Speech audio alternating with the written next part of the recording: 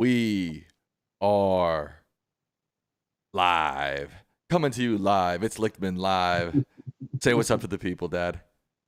Hey, I just flew in 24 hours. I was flying from Hong Kong, where I addressed the Asian Financial Conference, an audience of 3,000. And I flew in special to make sure I got here in time for our live show tonight. I got here a half hour ago, and you're going to get the same wisdom that they flew me halfway around the world to receive. Wow, that's pretty good, folks. All the way from Hong Kong to your screen. Correct. How was Hong Kong, Dad? Hong Kong is great. It's very crowded, very cosmopolitan, great food. Great. I just ate street food. It was just awesome to see Hong Kong. Very cosmopolitan place, very commercial, a lot of high finance. But I did kind of the low road of street food. I also did a great Thai massage while I was there, did a big bus tour, did a street food walking tour. I wanted to hike the hills, but the weather turned bad. It was actually warmer in Bethesda than it was in Hong Kong the last couple of days. That's wild. Shout out, I want to say hello to some people in the chat. Ross Goldberg, Elemental Bot, RBC, President Belichick, Cool Rocks. Always good to see our presidents. Alex Shim, Giggleman7, President Abraham Lincoln, Alex Shim, Pierre Holmes, Patrick Murray. Hello to the people. Greetings, Hakeem. Greetings, Smoking Cat. So, Dad. By the way, some people in Hong Kong watch us. Oh. The political correspondents for the Paris Match magazine, kind of the Time magazine of France, watches us. So we're getting some good international reach. That's awesome. Nathan Zadro just said, "Good day from Sydney." So there you go, Australia too. That's great. Yeah, that's as far as Hong Kong, maybe farther. Yes. So, Dad, we are now 2 days post New Hampshire. Give us your overall general highfalutin thoughts. All right. First of all, New Hampshire was no surprise. It was pretty clear Donald Trump was going to win, but not win by an overwhelming margin because of the large number of independents who are eligible to vote in the Republican primary. Democrats can't vote, but independents can vote in the Republican primary. So he won about 54 to 43, something along those lines, with a few scattered votes going to the stragglers. So this means a couple of things. Donald Trump is not going to be stopped from getting the Republican nomination. You know, Nikki Haley talks a big game, but she's got to win.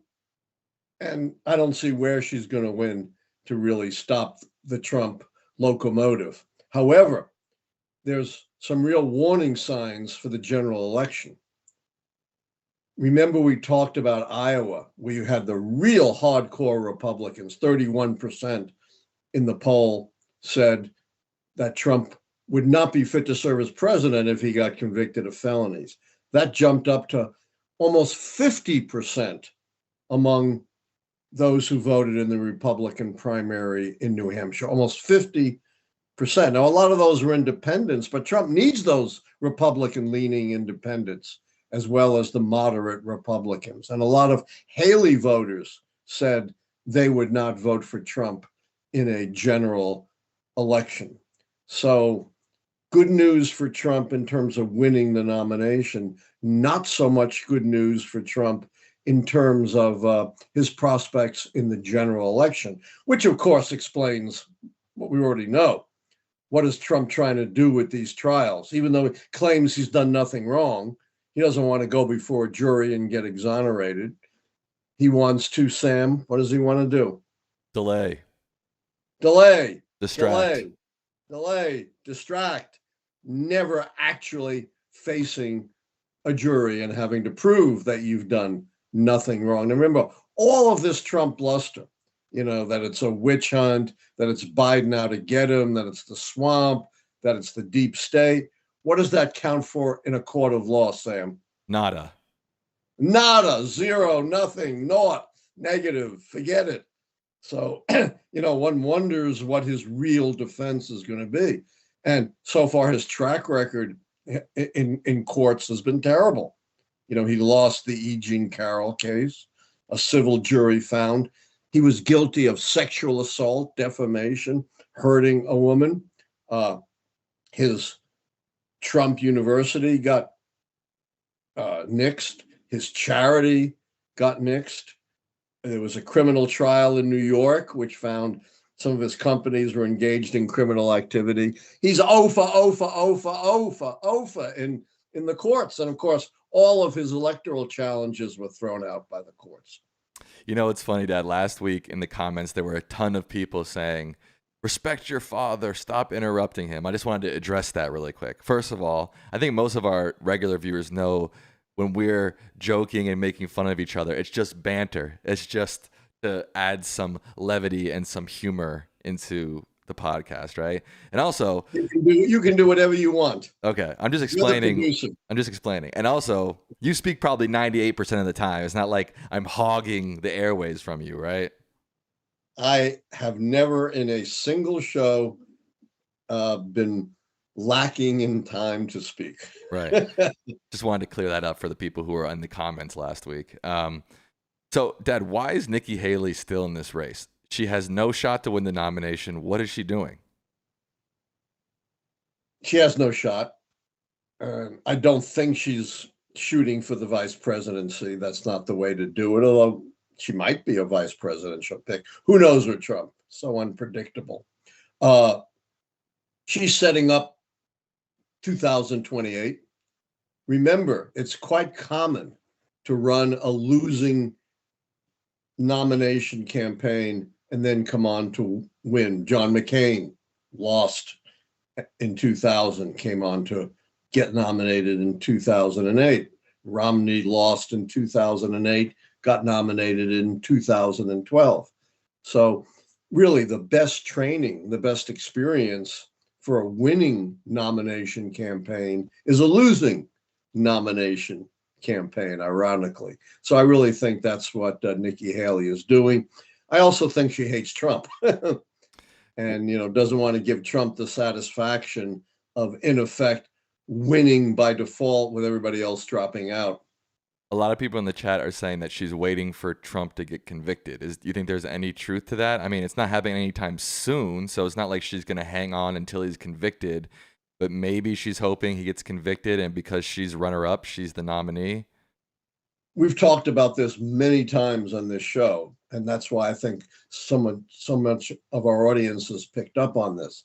The only way Trump loses the nomination is if he gets convicted, and then either the convention, which can do it at once, or I believe the Republican National Committee could do it, although I'm not an expert in internal Republican politics, but the convention or the committee could decide we can't go with a convicted felon as our nominee.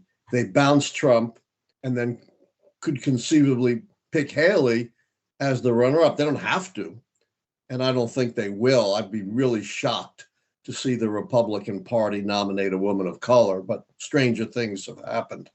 Yeah, I was going to say, I believe you said in past episodes that you don't think that's going to happen. You don't think they're just going to give it to the runner-up. I guess maybe she's banking on that, but probably not going to happen. Probably not, but she can at least make a case, that as the runner-up, she has a certain cachet for the nomination. But once you bounce Trump, and so, I'm not saying this is going to happen, but I've mentioned this several times as really the only scenario where Trump is not the nominee. And it's not an implausible scenario, by the way. It's not likely, but it's not unlikely either. And they can pick anyone they want. Not you, Sam. Right, I'm too young. Too young. Maybe she if you just were 35, you'd have a shot. Maybe she just wants to drop out in her home state. Maybe that's another thing. She can hold on one more primary. It's going to be in her home state. She wants to go out like that. Maybe it's that simple. I don't know. No, I think she's vying for 2028. I'm not saying that's the only reason. I'm saying maybe that's one of Oh, the yeah, that could be one reason. right. Yeah. Motivations are complex. They're very rarely unidirectional. My question to you is, we saw in Iowa Ron DeSantis do way better than anybody thought he was going to do, and then he drops out. Why did he do that? Because while he did slightly better than expectations, he knew he was going to get wiped out in New Hampshire. His funders were leaving him, his campaign was falling apart. And rather than suffer humiliation in New Hampshire, DeSantis decided to drop out and then endorse Trump in the hope, of course, that this scenario of Trump getting convicted and then getting bounced would play out, and Trump would be more inclined to go with DeSantis, who lined up behind Trump, rather than Haley, who's persistently opposing Trump. You think he ran out of money? Yeah, I think he was running out of money, and he saw the New Hampshire. He was running single digits in the New Hampshire polls, and he figured, let's drop out before the wipeout. Florida men usually don't do very well in the cold north of New Hampshire. Am I right? That is certainly true. So do you think there's a chance that she could get wiped out in South Carolina? I feel like Yes. she had to Yes. calculate that a little bit, that, hey, I could go home to my home state and get clobbered. I mean, that can't be good for even for a 2028 prospect, right? That is true, but I guess maybe she knows something we don't know. I expect her to get clobbered in South Carolina because the South Carolina vote is very different from the New Hampshire vote. It's more like the Iowa vote. It's hardcore Republicans and a lot of evangelicals.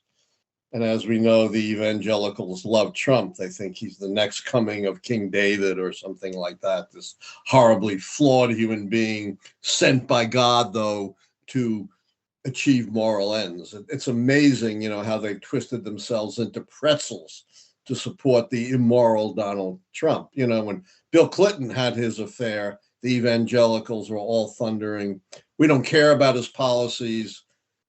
He's immoral. That disqualifies him from holding public office. And of course, Trump makes Bill Clinton look like a kindergarten teacher, and the evangelicals don't care. And as I think I've said before, that just makes him another interest group, no different than the NRA or the National Abortion Rights Action League or the Chamber of Commerce. They have no moral authority anymore. They're just another group mongering their own policies. So at what point does it turn to Trump versus Biden? In a month, 2 months? When are we going to start seeing that showdown? I know it's already. I think we're seeing it already. I think, a lot of the commentary is already saying, all right, we're really in effect turning to Trump versus Biden, because the Republican nomination campaign is essentially over.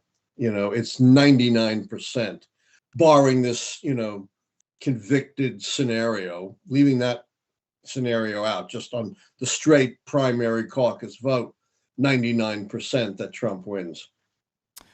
All right. Any final? Plus, Biden's going to win. He could. They should ping me for interrupting you. That's what I'm saying, dude. Yeah. You know how much Biden won by on write-ins in New Hampshire? What his margin of victory was? It was big, right? Huge, like 40% on write-ins. So, he did way better than Trump did. There's going to be no serious contest for the incumbent party nomination.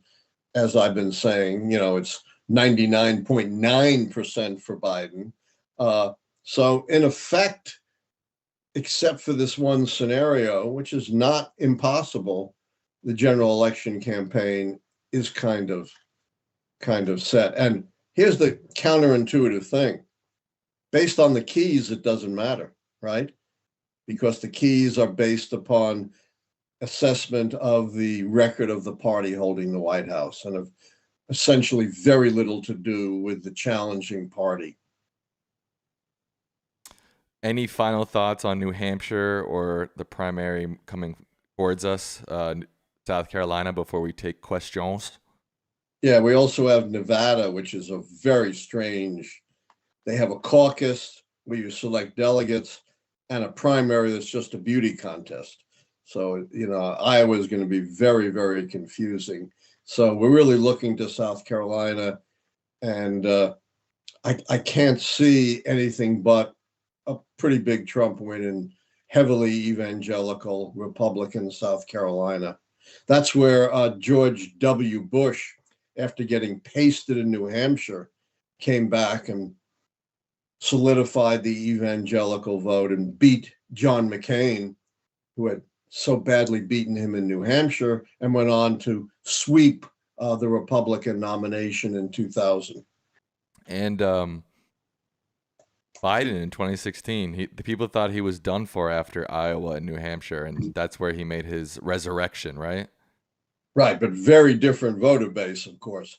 Where Biden benefited in South Carolina was from the African American vote, which I know that. I already knew count. that. Froggy wouldn't twang you. That's right. And of course, that's a minuscule proportion of the Republican primary vote. But you're absolutely right. It was South Carolina that turned everything around for Biden 4 years ago. Let's start getting to some questions. What do you think now, Dad?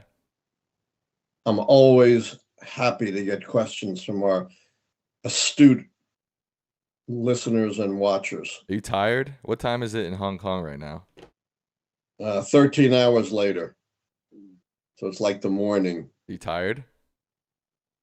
Yeah, but I don't think it shows that much. No, you look. I'm mustering for our audience for an hour. You're not going to go more than an hour. Right. Okay. Neil with a €5 donation. They say, who do you think Donald Trump is most likely to pick as his VP? Or if you don't know, then what people have the highest chance right now? I don't know. I have no sense. Obviously, I don't think he'd pick Nikki Haley, but it's not impossible. Could pick Ron DeSantis, but I don't see what DeSantis adds. If he wants a person of color, he can go with Tim Scott, who's endorsed him. Elise Stefanik, if he wants to go with a woman, is making a very strong case to transform herself, to remake herself from a moderate Republican into a MAGA Republican.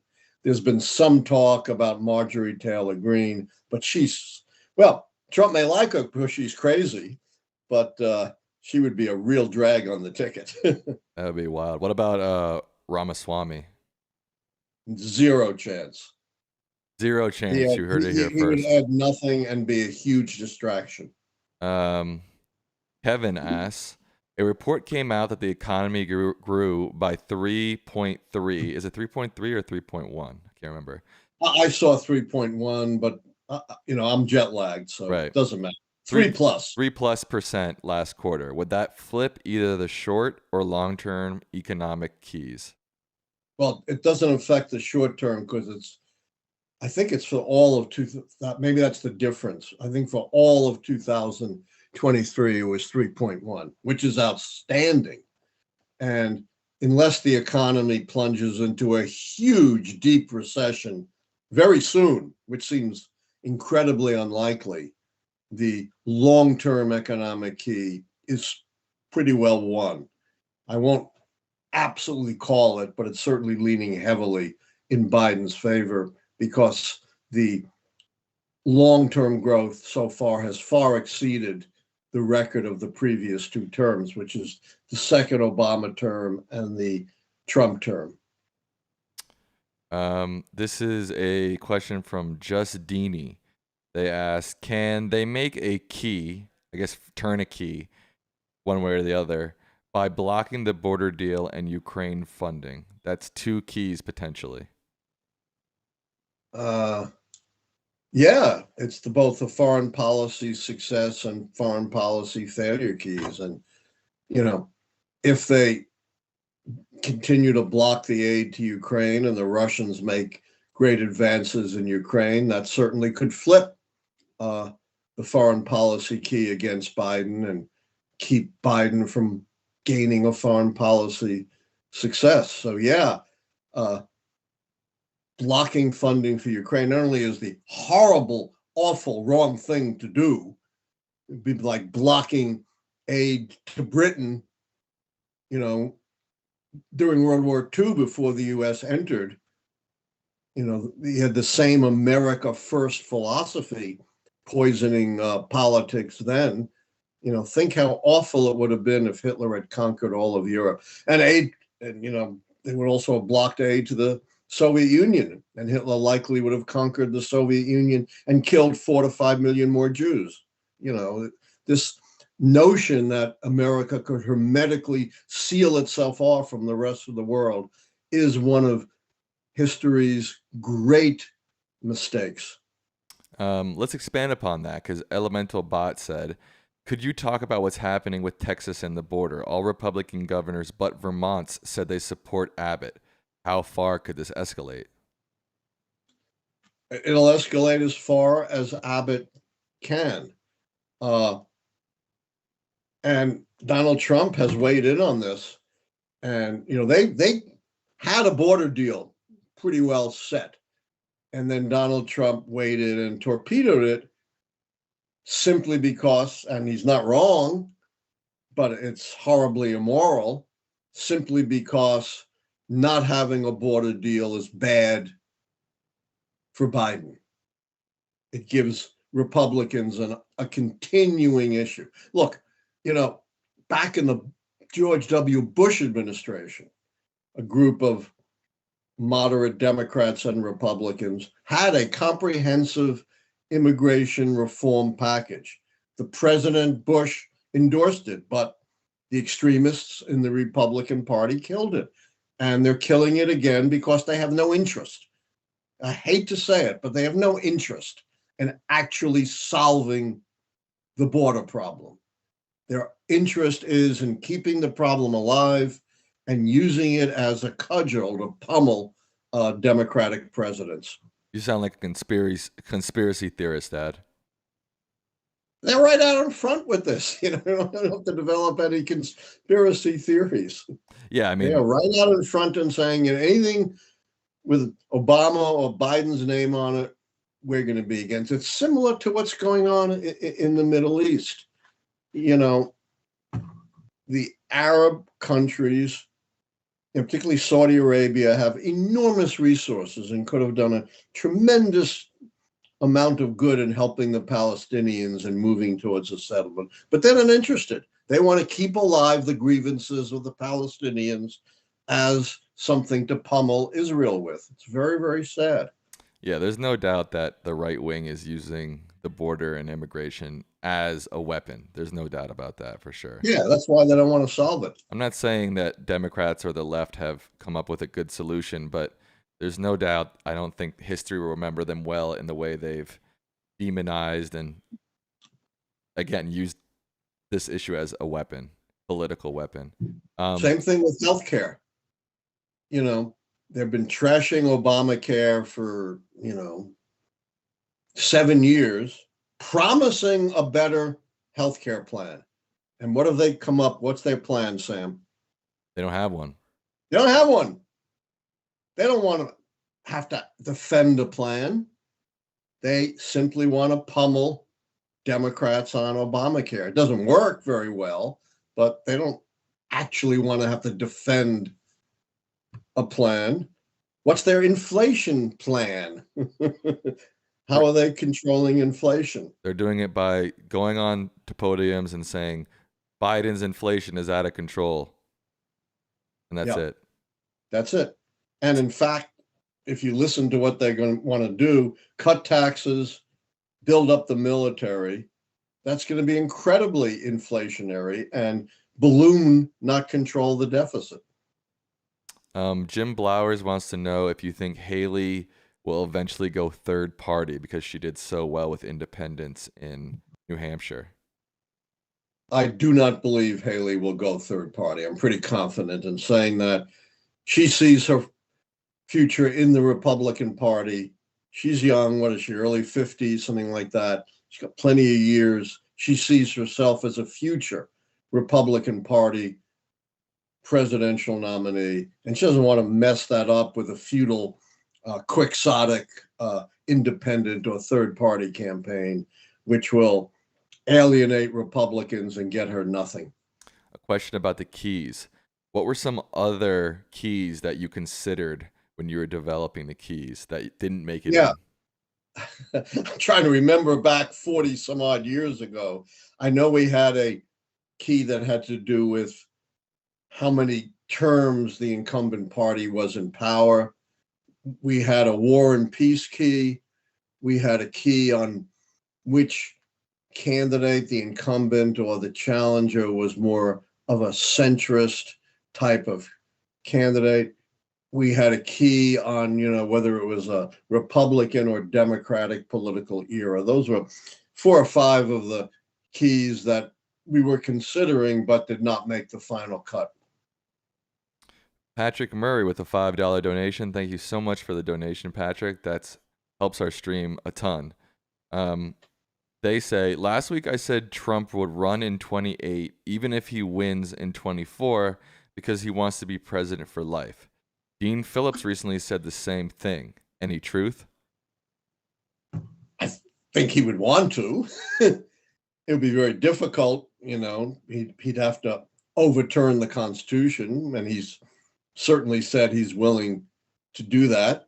I don't think even the conservative Supreme Court would consider that even for 1 second as conceivably legal. Let's not forget too, how old will Trump be in 2028? Over 80, and he's not in the greatest of health now. He's overweight.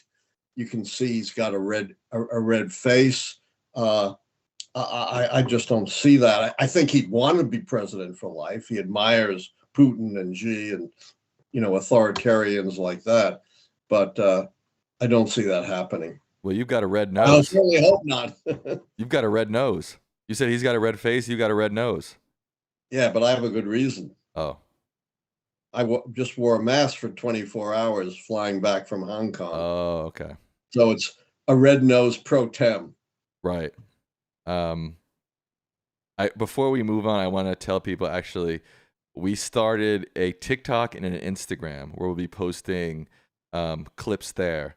So if you're interested in seeing more clips, follow at Allan Lichtman on TikTok and at Allan_Lichtman on Instagram. You're like you're like a big time celebrity now, Dad. Wow, things I don't even know about.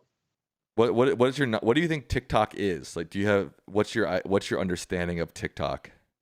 I thought it was like Tinker Toys, you put things. That's it.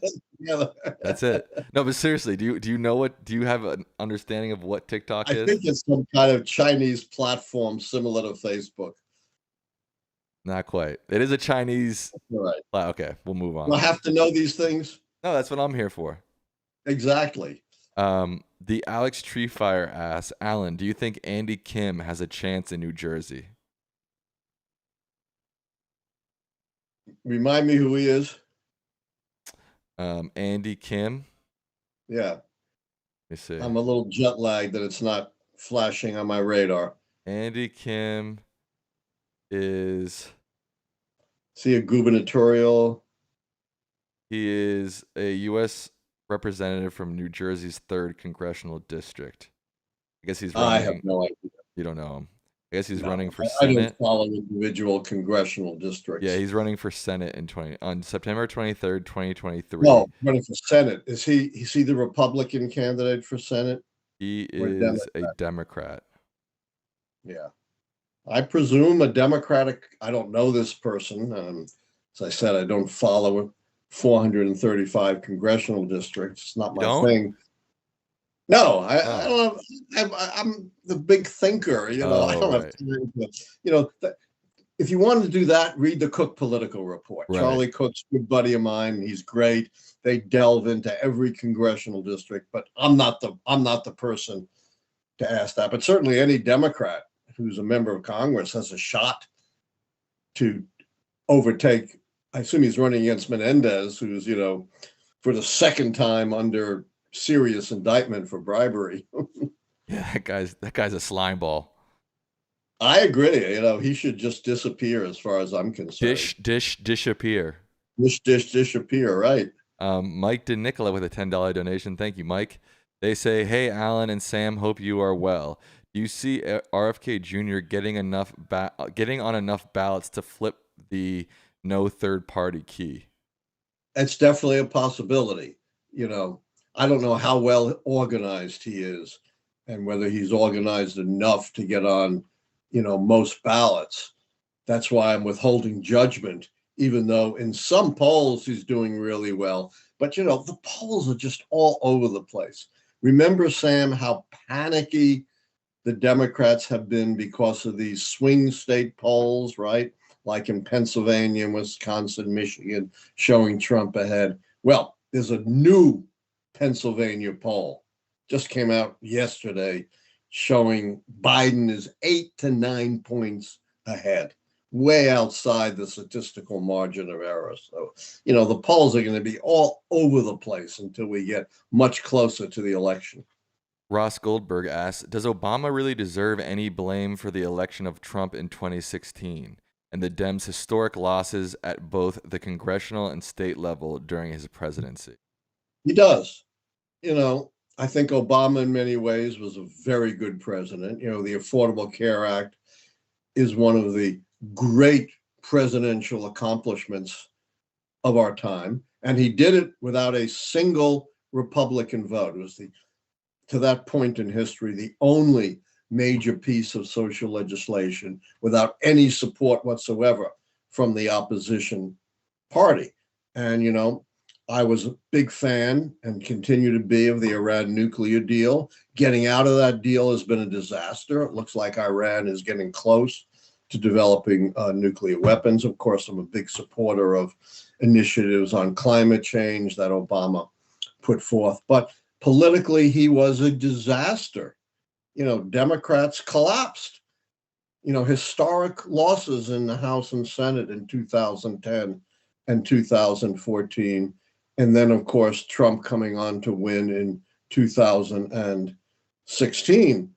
And in part, this was the fruit of the congressional losses, particularly in 2010 and 2014, because that stymied second term initiatives that could have swung some keys in Biden, in Hillary Clinton's favor. Remember, she's running on the record of the second Obama term.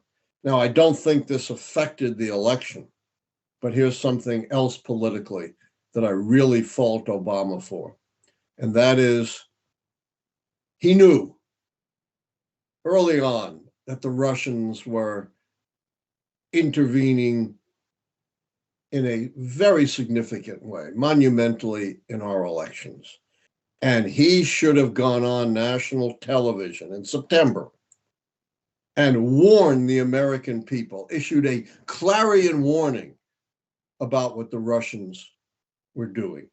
Instead, he was too timid. He said, well, I really don't want to do that. It might look too partisan. Come on, you're the president. Our greatest adversary at that time is intervening in our elections, and you're not speaking out against it. That's an historic mistake. Zaro Productions asks, "Why do historians like Woodrow Wilson's presidency, considering his racial and eugenic views and suppressing free speech, plus there was a recession during his term?" Yeah, it's a very mixed record. You're absolutely right. His record on civil rights was just awful. He did go out of office on a recession. The reason they are so much respect, on the other hand, is Woodrow Wilson was a transformative president. Prior to Woodrow Wilson, Democratic presidents, who was the last Democrat to be elected before Woodrow Wilson, Sam? That's really easy for me to get. The Democrat before Democrat to be elected before Woodrow Wilson. That's really easy. Herbert Hoover. Herbert Hoover was elected after Wilson and was a Republican. Grover Cleveland. And Grover Cleveland and Andrew Jackson earlier defined 19th century democracy, the big D, Democratic Party politics, as limited government, states' rights, hard money. Woodrow Wilson was the first president on the Democratic side to turn that around and pave the way for the 20th century and 21st century progressive Democratic Party. You know, he was famous for things like antitrust, pro-labor policies, the Federal Reserve to regulate financial markets, tariff reform. Activist, progressive government begins for the Democratic Party under Wilson, then, of course, explodes under Franklin Roosevelt. The other thing, of course, was his idealism in foreign policy. He did try to negotiate a peace based on his 13 points, including a League of Nations to keep the peace. That all failed, but many historians regard it at least as a noble gesture, although a lot of historians are also critical of America's involvement in World War I, which they see as basically an imperialist war among European nations. A very mixed legacy. You can kind of pick out what you want from Woodrow Wilson. Alex Shim with a $2 donation. They ask, Alan, how is your Cantonese while in Hong Kong? I love the Cantonese in Hong Kong. I did a lot of dim sum. No, the language of Cantonese. Oh, the only Cantonese I know is the food. Right. The language passes me by. And I just want to say I did a lot of dim sum, which was fabulous. And then I did the Hong Kong specialty, which is roast goose, which was just awesome. So you can't say anything in Cantonese. You don't even know to say hello? Xie xie. Thank you. That's Mandarin, isn't it? Maybe it's the same. I don't know. Hey, don't ask me about Chinese language. Okay, well. I can't answer. So now we got questions. Don't ask you about the opera. It's almost as bad as asking me about the opera. Right. Don't ask you about the opera. Don't ask you about Cantonese. Right. Or any Chinese language. Right. Okay. Jeff Crusan with $20 donations. Thank you, Jeff. All right. We really need these donations to keep going. They say the RNC chair pledges to support Trump regardless. And today it was announced they want to pass some sham declaration that he's the presumptive nominee. Does this change your thoughts on whether they'll remove him? Not really, because a conviction changes everything. You know, right now, in fact, Trump looks very strong. But as we saw from the polling in New Hampshire and Iowa, a conviction is going to shake everything up, and that could change the views of the leadership of the Republican National Committee. I'm not saying it will. I'm saying at least that is a possible scenario. And all that stuff is mostly formalities. It's not like these are laws that they're passing, or it's just RNC random formalities. They don't mean anything. Yeah. They don't hold them to anything, really. Very good point. You get big credit for that. No Froggy. It used to be the Democratic National Committee and the Republican National Committee were really important. They actually ran campaigns, raised the money. That hasn't been true for many, many decades. They're really very much irrelevant, except in the case of interpreting the party rules. Heather Shell asks, Professor Lichtman, do you think the ceasefire protesters who are constantly interrupting Biden's speeches will impact his reelection? No, unless they become so large to threaten the stability of the country, like we saw with the millions upon millions of people across the country in the Black Lives Matter movement or the protests of the 1960s. So far, the pro-Palestinian protests are much too small to turn the social unrest key. I'm not saying they can't, but it would have to be a major escalation. George Miller with 15 MYR. I'm going to look that up. I don't know what MYR in terms of currency. MYR. It's the Malaysian Malaysian, yeah. Malaysian ringgit. Did you know that their Yeah. currency was called the ringgit? Yeah. So no, you didn't. Don't lie. You did not know that. You did not know that. I knew that. No, I you said it before you did. no, you did not.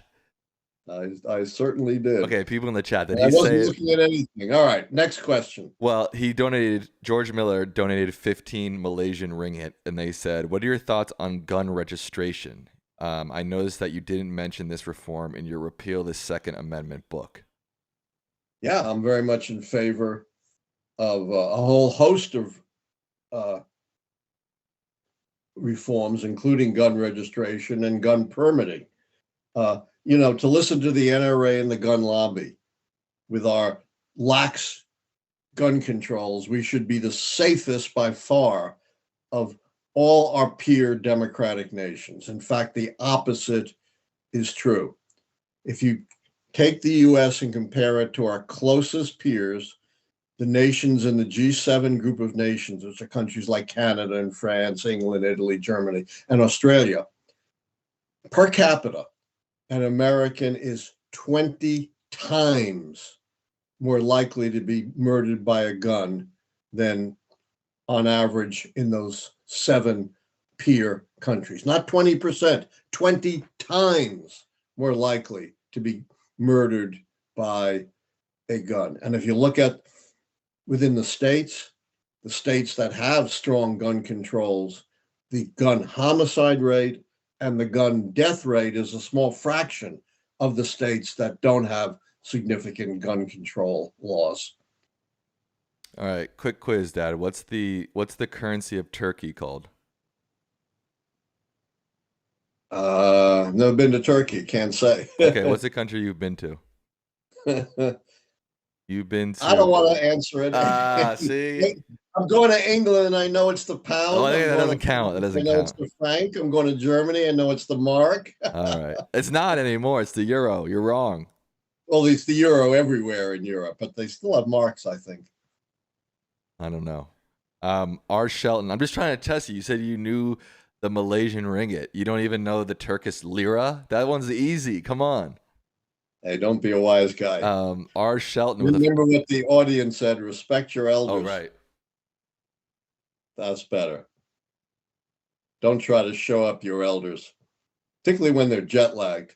Right. Good point. R. Shelton with a $5 donation. Thank you. They say, Professor, would you say that incumbents on average do better or worse at the Electoral College than their first election? Generally, incumbents do better, but that's a gross generalization. It's a really a mixed bag. If you look at Ronald Reagan, an overwhelming landslide in his reelection. Richard Nixon, an overwhelming landslide. Barack Obama did about as well in 2008 and 2012, but certainly sustained his momentum in his reelection. On the other hand, we saw Trump drop off dramatically in 2020. Saw the same thing with H.W. Bush in 1992 or Jimmy Carter in 1980. So, it's very difficult to make generalizations, which is why we have the keys and avoid single factor explanations. Dad, what's the currency of South Korea called? I don't remember. I got him. He doesn't know. It's the won. I've been to South Korea. That's what I'm saying. I picked a place you've been. You didn't know. You said if you've Yeah, been but there, I you was would have there known. like 20 years ago. It's the South Korean won. Oh, okay. Yes. I said, stop asking me these questions. Oh, right. You don't want to show up your elders when he's jet lagged. Right. How's that? Much better.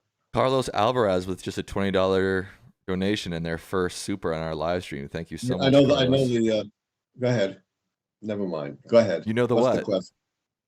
I was going to say, never mind. Go ahead. But they didn't have a question. They just donated $20. So thank you to Carlos. Nice. Sean Matthew asked, Dr. Lichtman, what are your thoughts on school choice and why are Republicans strong proponents of it? Yeah, I'm not big on school choice because I'm a strong advocate of public education. Republicans, many of them don't believe in public education. They think public education is too influenced by the teachers union. It's too woke. It's too progressive. And the school voucher program is one way of starving public education of the funds that it needs to thrive. America was built on public education. Without public education, we would not be the country that we are today. And I think it's a shame to have policies that weaken it. Iron Axle Animation wants to know your thoughts on Dean Phillips. Have you followed this guy at all? Not really. I mean, I've been totally unimpressed to the extent I've followed him.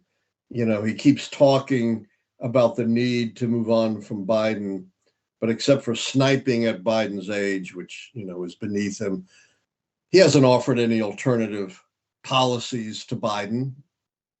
I haven't heard of any difference substantively in major policies as compared to Biden. So I don't see the rationale for his candidacy. Cool Roxas asks, if Trump is the nominee, if bounced by disqualification, is the VP more likely than Haley to get the nomination? That's a good point. I hadn't thought about that before. Like whoever he picks as VP, they'll just say if they do bounce him again, which we don't know and could never happen, but they just might lift up the VP. Well, he won't pick a VP till the convention. So, and the convention doesn't have to elevate Trump's pick as VP, particularly if they think Trump has been discredited by a felony conviction. They probably want to stay away from a Trump handpicked candidate. But who knows? This is so without precedent that it's very difficult to predict in advance what would happen if Trump gets convicted, except for sure it's going to shake things up. Adam Mirone with a $5 donation, they say, with Trump's convictions and the economy not as bad as Trump proclaims, do you think it could be good for Biden to win this election, in your opinion? Well, as I said, I haven't made a prediction yet. My predictions are based on the keys, and the truth is a Trump conviction one way or another doesn't change a key, because the only key that has anything to do with the challenging party candidate is the challenger charisma key, which already is not turned against Biden by any of these Republican potential nominees, including Trump. None of them are a Ronald Reagan or a Teddy Roosevelt with broad inspirational appeal to the American electorate. I just want to say real quick, I think we've hit our peak viewership tonight. I think we got up to like 270 and we still got like 260. So that's really good. And if you're watching, we only got 79 likes. So give us a like on the stream. If you're not subscribed, subscribe, share with your friends. We want to grow this channel, Dad, right? Right. Donate too. Oh, right. Yeah, you always forget that. Right. And I'm glad I overcame the jet lag and, arranged to get here a half hour before the show. There you go. We got a donation, and the question is strange, but I'll read it because they donated. They say, which one do you prefer, penny royalty or peppermint tea? Give yourself a round of applause if you get the reference. You get the reference, Dad? Yeah, I don't drink tea though. What's the reference? I don't know the reference. I'm not sure. Again, don't ask me these questions when I'm jet lagged. I just said, do you get the reference? You said yes, and then you said no. Oh. You can say you don't get the reference. It's okay. Let me hear it again. Which one do you prefer, penny royalty or peppermint tea? I don't know. I'm not sure. I have no idea.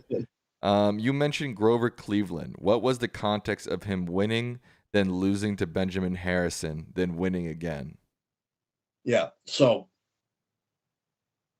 Grover Cleveland wins in 1884. He becomes the first Democrat to win election since Who, Sam? Who was the previous Before Grover Democrat? Cleveland? What? Before Cleveland, who was the last Democratic president? Before Cleveland, the last Democratic president Really was bad one. a really bad one. Let me think. Don't froggy me. A really bad Democratic president before Grover Cleveland. James Buchanan. You got it. Yes. It was elected in 1856. It was a long drought. So he very narrowly wins, becoming the first Democrat in decades.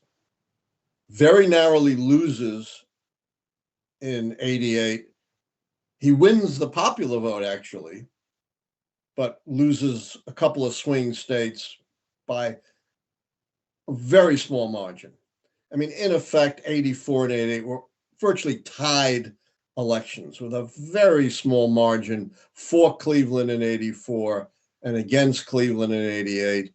And then in 92, he's able to come back and become the only president to serve 2 terms that are not consecutive. Again, narrowly winning in these stalemated policies of what's called the America's Gilded Age, when the elections were essentially very much up for grabs and decided by very minor margins.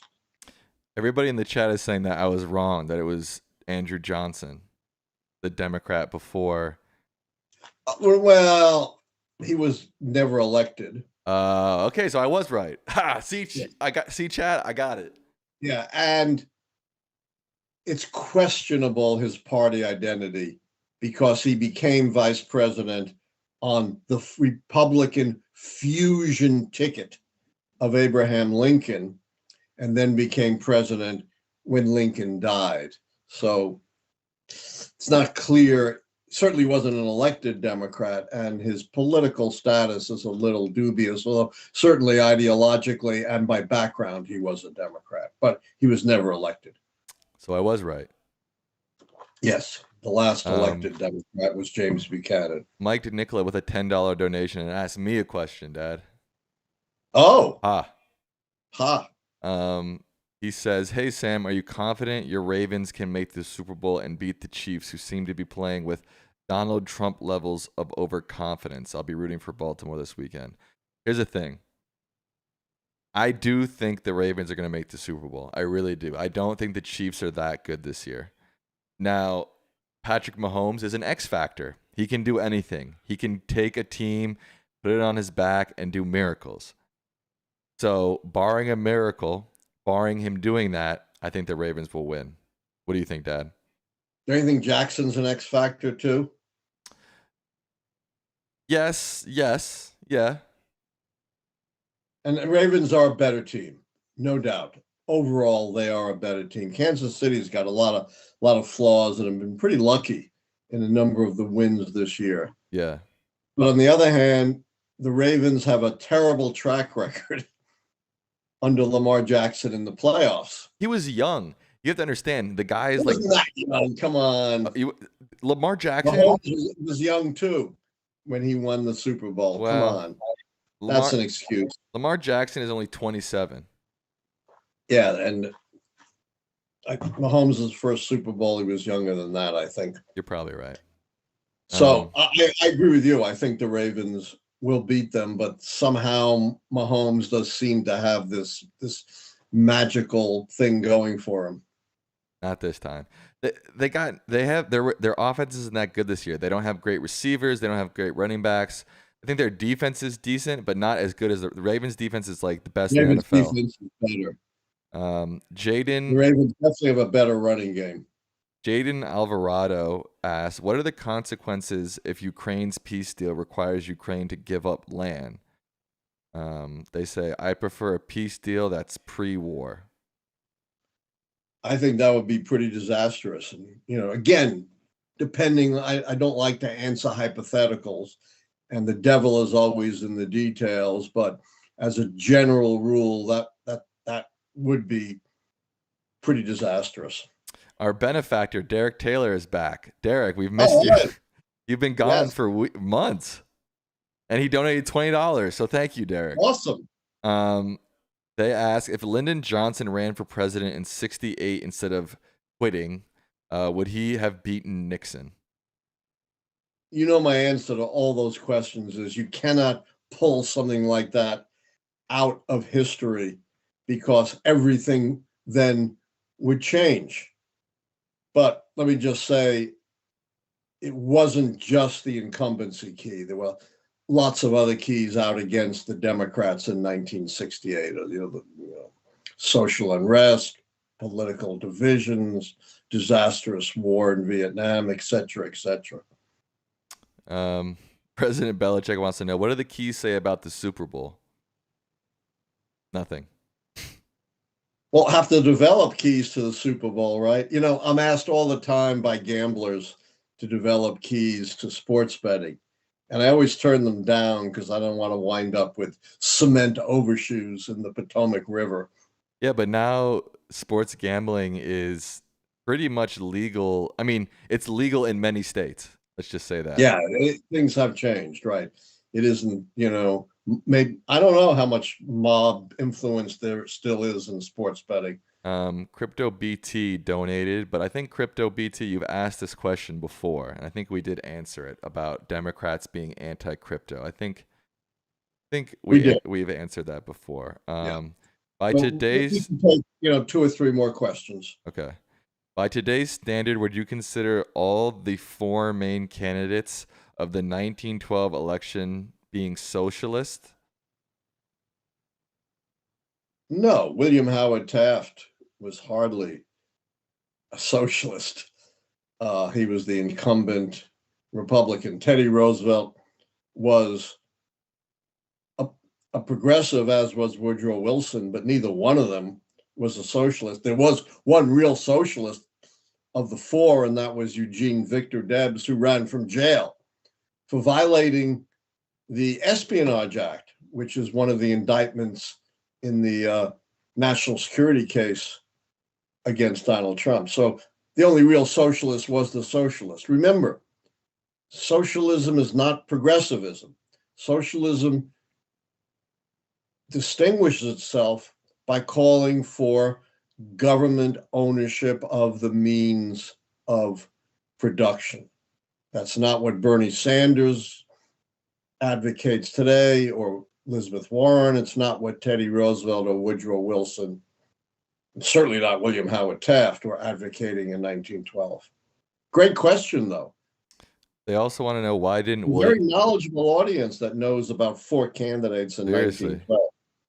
Why didn't William Jennings Bryan do well in his 3 elections? Yeah.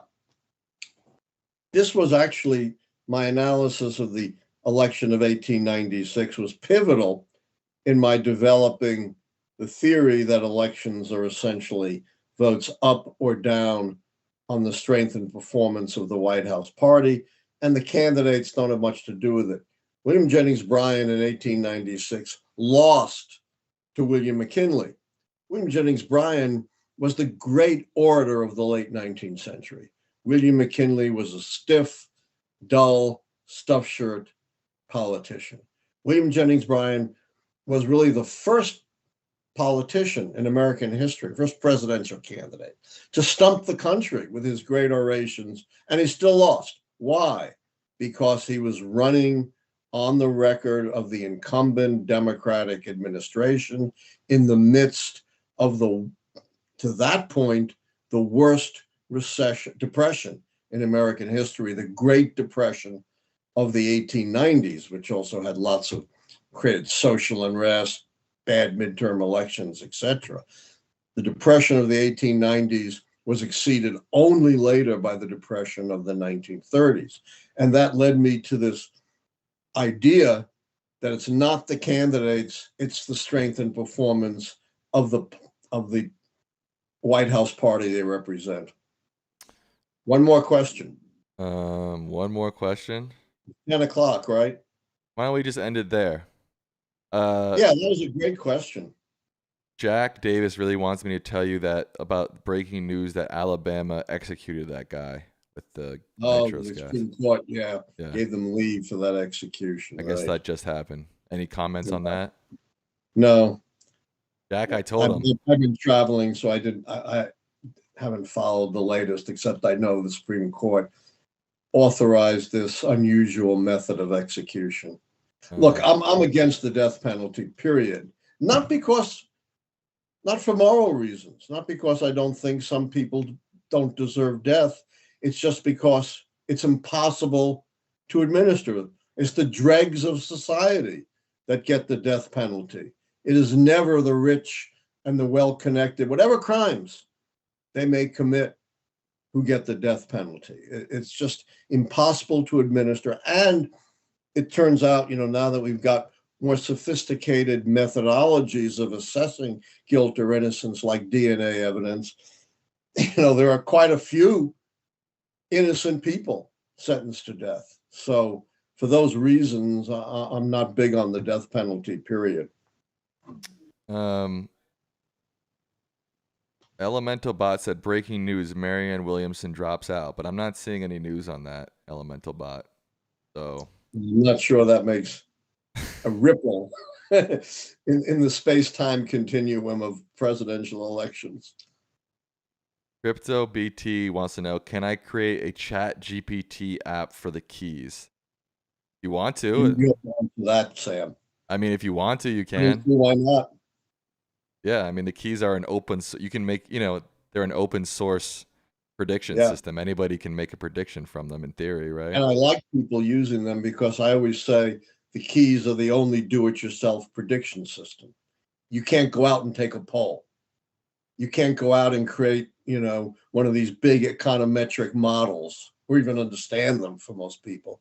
But you can use the keys, you can debate them, you can discuss them, and they're a great teaching tool.